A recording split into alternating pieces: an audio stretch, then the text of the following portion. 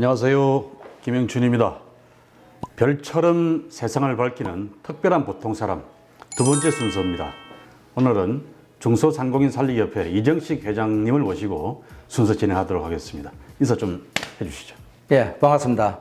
중소상공인 살리기협회 회장 이정식입니다. 예, 반갑습니다. 예, 반갑습니다. 뭐 평소에 늘 자주 뵙기도 하고 그러는데 방송 녹화를 이렇게 하다 보니까 조금 뭐 어색하기도 하고 딱딱한 것 같기도 그렇습니다. 평소처럼 편하게 그냥 이야기하고 시청자분들이 재밌게 유익하게 잘 하는구나 그런 느낌 가질 수 있도록 좀 편하게 하십시오. 최선 다하겠습니다. 별 사람 순서에 모시는 분들은 특별한 사람들입니다. 그러면서도 보통 사람들입니다. 아주 권력이 많거나 아주 돈이 많거나 그런 사람들이 아니라 그야말로 보통의 시민인데 세상을 밝히는 노력을 열심히 하는 분들, 다른 사람, 지역, 국가 이런 걸 위해서 좀 이타적인 삶을 사는 그런 분들을 저희들이 특별한 보통 사람이라고 지칭을 해봤습니다. 이정식 회장님은 중소상공인 살리기 협회를 만드신 분이죠? 예, 맞습니다. 창립 멤버신데요. 예, 예. 한마디로 말해서 이 회장님은 상인 운동가다 이렇게 말해도 되겠습니까? 아직 운동이라는 운동가라는 그런 표현을 쓰기는 너무 좀 부담스럽긴 하고요. 저희들 이렇게 먹고 살기 위한 어떤 생존권 차원의 투쟁을 했다는 정도로 그렇게 이야기하시는 게 더 좋을 것 같습니다. 원래 상인이면서 상인들의 공동의 이익을 도모하기 위해서 이 중소상공인 살리기 협회도 만드신 거 아닙니까? 네, 맞습니다. 본인이 하시던 사업도 일단 접어놓고 날리 먹은 거죠. 그 얘기 좀 이따 또 한번 듣도록 하겠습니다. 우리 부산 전체의 중소상공인들의 삶과 또 그 일을 보다 더 잘 정진시키기 위한 그런 노력을 하시는 활동가십니다. 그렇죠? 예, 아유, 그렇게 평가해 주시니 감사하고요. 본인이 직접 상업을 하신 거는 몇 년 정도 하신 겁니까? 제가 1997년도에 그때 IMF 오기 전부터 저는 이제 시작을 했던 거죠. 20년 이상을 본인이 직접 상업 활동을 하셨는데 주로 납품업을 하셨죠? 주로 제가 한 거는 이제 전통시장이라든지 슈퍼 이런데 두부, 콩나물, 어묵, 김 이런 식탁에 오를 수 있는 그런 제품을 이제 주로 납품을 했었죠. 납품 사업자셨다, 그죠? 그러다가 또 슈퍼를 하기도 하고. 직접 슈퍼 직영을 해보시기도 했나요? 예, 맞습니다. 그러면 이제 그런 소상공인들의 이 세계를 이모저모를 다 경험을 직접 해보시고 그리고 이제는 그분들 전체를 위한 활동을 하고 계신다, 그죠? 제가 지금 이런 활동을 하게 된 부분에는 그동안 이제 먹고 살기 위한 일을 했던 게 하나의 요인이 됐던 것 같습니다. 그때는 대기업 제조업체의 제품을 받아서 이제 주로 납품을 하기도 하고 또 그렇지 않으면은 지역에 있는 조그마한 제조업체의 제품을 또 전통시장에 또 날라주기도 하고 그러면서 또 조그마한 옛날에 혹시 장관님 아실지 모르겠는데 우리 떡볶이 할 때 말랑말랑한 떡 있지 않습니까? 가래떡 그런 것도 제가 큰애 이름이 도현인데 도현 유통해갖고 제가 OM에서 혼자서 납품도 하기도 하고 막 이런저런 어떤 활동을 좀 했었던 것 같습니다. 아예 이름을 걸고 깨끗하고 정직한 그런 사업을 하겠다 이런 취지. 제가 잘못 생각했습니다.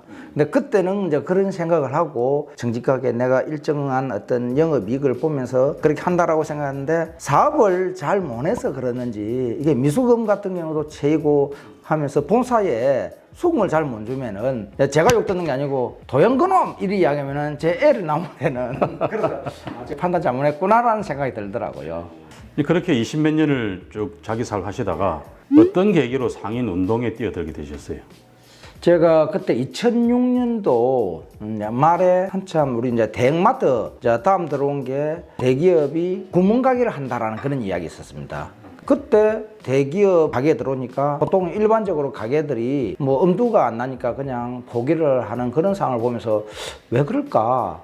우리가 저런 대기업이 할 수 있는 사업이 있는데 우리 같은 조그마한 소상인들이 할 수 있게끔 국가가 이런 거를 막아주건 시가 막아줘야 된다는 생각이었는 거죠. 그래서 가만히 있으면 안 된다. 해운대에서 상인들을 모았습니다. 전통시장 상인, 또 납품하는 분, 또 슈퍼 하시는 분 모아서 이제 이야기를 해가지고 우리도 지렁이도 밟으면 꿈틀하는데 우리도 모여서 한번 우리 목소리 한번 내보자 하는 게 15년째 일하고 있습니다.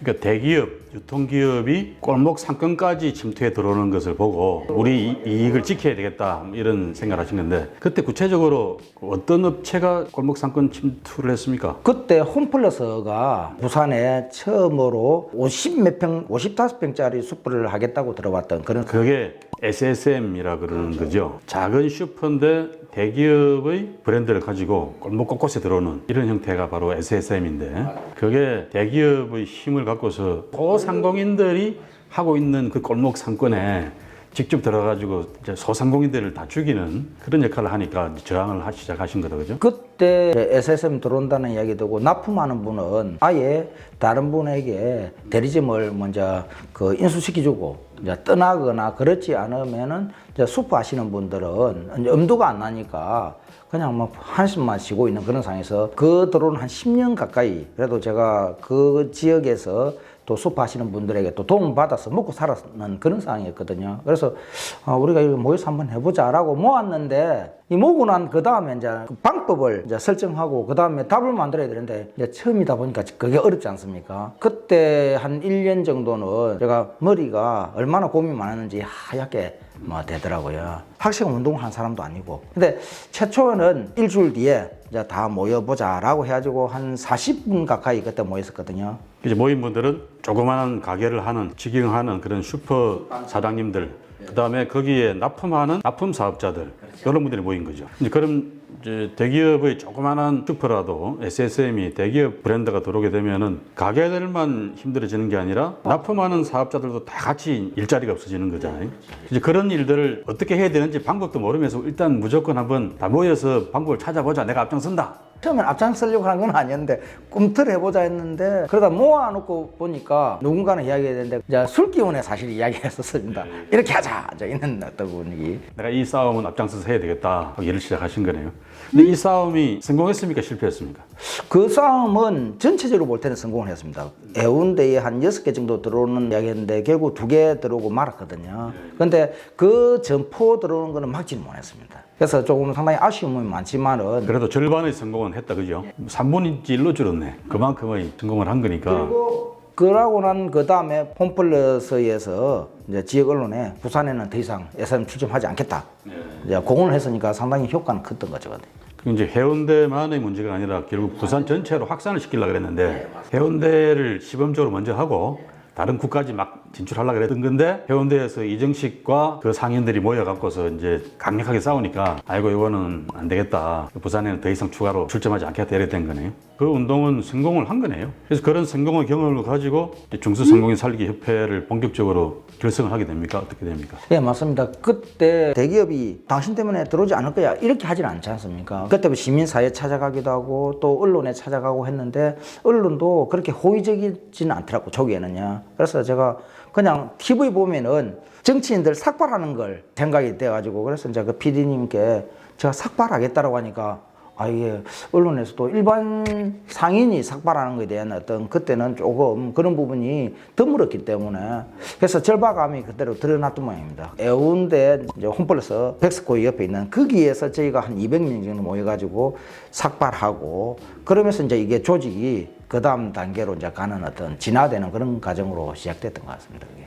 일반인들은 이제 시민들은 이런 사람들도 있습니다. 그런 대기업 마트가 들어오면은 소비자 입장에서는 더 좋아진다. 왜 그거를 막으려 그러느냐 이렇게 말하는 시민들도 계십니다. 충분히 있습니다. 거기에 대해서는 상인 운동가로서 우리 이 회장님 어떻게 말씀하시겠습니까? 그 처음에 언론에서도 그 이야기를 참 많이 했었거든요. 당신들 구멍가게보다는 대기업 슈퍼는 쾌적하고 물건도 또 저렴하고 구색도 다양하지 않느냐 라고 이야기했는데 실제 저희는 어떤 부분이 있는가 하면은 이게 그 제품에 대해서 보면은 한순간까지는 조금 저렴할 수는 있다. 근데 일정한 부분 그 상권을 독점화하면은 가격은 올라갈 수밖에 없는 그 과정에서 우리 지역에 있는 일자리가 또 없어지고 또 그 옆에 있는 슈퍼도 5개 있을 거 2개밖에 존재할 수 없는 부분도 있고 또 납품하는 사람도 그렇고 그러면 지역에 제조업체도 사실은 만드는 제품을 또 팔 데가 없으니까 그럼 판로가 없어서 지역 전체는 나중에 항폐화된다. 그런 이야기를 들었더니 언론에서도 이제 일자리에 대한 부분을 고민을 하게 되고 기업이 이런 구멍가게 하는 건 안 맞다. 그러면 자본력 싸움에서 이 조그만 소상공인이 절대 이길 수 없다. 그런 부분에서 많은 호응을 했던 것 같습니다. 결국은 대기업의 유통 진출을 무조건 반대한다 이게 아니고 기존의 지역 상권과 공존 공생을 하는 그런 대기업을 원하시는 거잖아요. 그게 아니라 대기업들이 돌아가지고 막 기존의 지역 상권을 초토화시켜 버리는 이런 방식으로 진출하게 되면은 이거는 올바르지 않은 거다.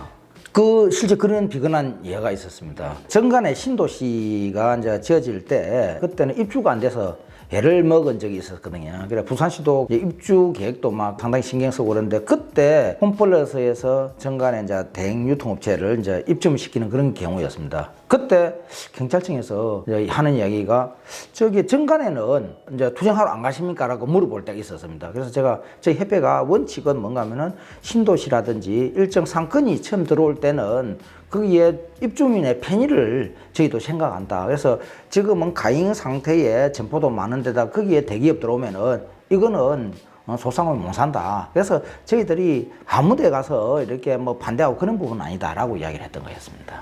제가 이정식 회장님 처음 그 상인운동에 뛰어들 무렵에 제가 국회 재선 의원이었는데 그때는 이제 서울 국회의원이었습니다만은 그때 제가 국회에 법을 발의했던 게 거리 제한법이었습니다. 기존 상권에서 어느 정도 거리를 두고서 입점을 해야 되고 그 입점 시에는 그 기초자치단체에서 잔태장익 입점을 기존 상권을 잘 고려해서 입점 허가를 내주거나 안 내주거나 기초단체장이 판단하고 결정할 수 있게 그런 법안을 냈는데 결국은 그 법을 관철을 못 시켰습니다. 그때는 통과를 원하는 그런 어떤 구성도였죠, 그죠? 그렇죠. 그때 뭐 국회의원들이 다 그런 제가 냈던 법안 발의에 대해서 찬성을 안 하더라고요. 여야를 막론하고 상인들을 그렇게 보호해야 된다. 또 대기업 마트와 기존 상권의 공존을 법적으로 도모해야 된다. 이런 생각이 없었던 것 같아요. 제가 처음에 운동을 하고 막 입점을 제지하고 할 때 아주 보수적인 어떤 학자분들은 그렇게 이야기하셨습니다. 대기업 낚시 효과가 있다. 대기업이 들어와서 매출이 커지면은 당신들도 좋아진다. 그런 부분이 있거든요.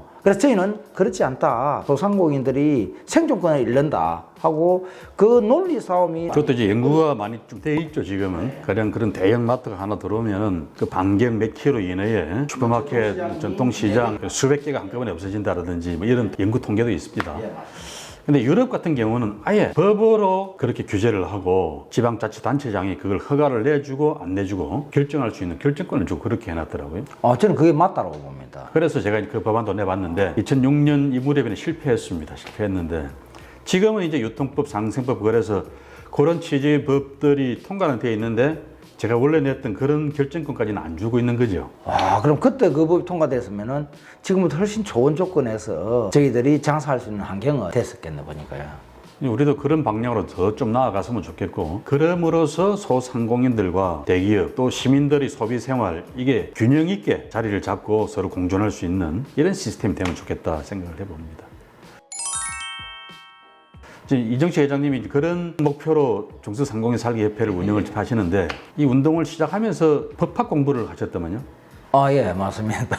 왜 법학과를 진학하셨습니까? 처음에는 뭐 공부를 해야 된다는 그런 것보다는 어떻게 하면은 대기업하고 이렇게 전투에서 전략적으로 이길 수 있는 방법이 있을까 이런 고민을 했었거든요. 근데 법 체계를 저는 없는 사람들도 먹고 살 수 있게끔 법이 보호해줘야 된다라는 법 정신은 그렇다라고 저는 알고 있었는데 현장은 그렇지 않으니까 왜 그럴까라는 생각을 했었습니다. 근데 그때 한 시민단체의 어르신하고 부산시에 시청에 들어가서 우리 이는 대기업 슈퍼마켓 때문에 우리 너무 어렵다 좀 도와달라 이렇게 이야기했을 때 그때 그 담당 주무관이 이런 부분이 국회에서 지금 이야기되고 있다 그래서 그거 한번 봅시다 유통법 뭐 어떤 겁니까 라고 하니까 그분이 회장은 모르요. 당신이 법 봐서 뭐가 아냐 뭐 이런 식이네. 그래서 제가 그때 부끄럽기도 했지만은 제 스스로 진짜 체계를 밟아서 공부를 해야 되겠다. 그래서 이제 방송통신대학교에 이제 법학과에 뭐 부랴부랴 이제 원서넣어서 뭐 공부를 하게 되었습니다.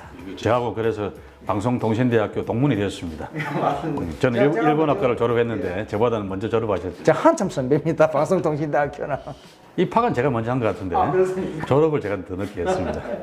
제가 그만 공부를 열심히 안 했다 못했다는 이야기죠.